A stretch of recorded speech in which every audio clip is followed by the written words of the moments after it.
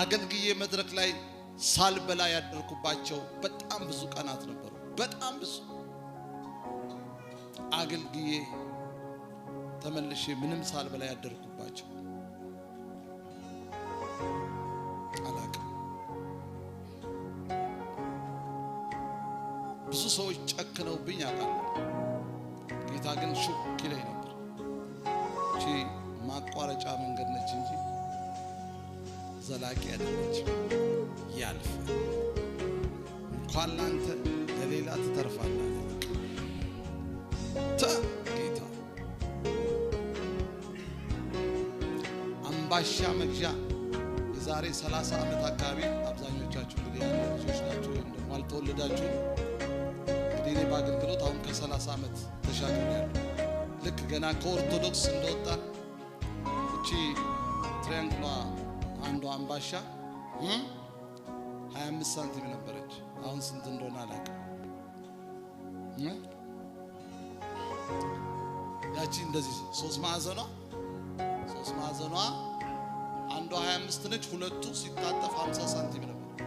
ያቺን አተን ሲሪየስ ያቺን አተን መብላት እሷን መግዣ ሳንቲም አተን አቃል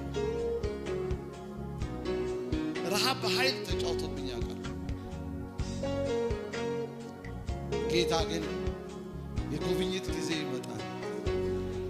እኔ አሁን ምግብ ለኔ አሁን ጥያቄ ራሱ ሲጀምር ተመልሶ ራሱ አይመጣም።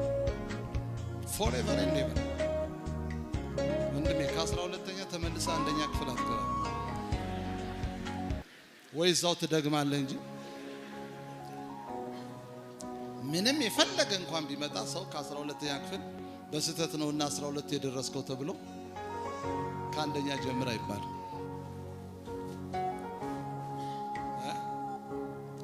አሁን የሚፈልገኝን ሳይሆን የምፈልገው ነው ማለት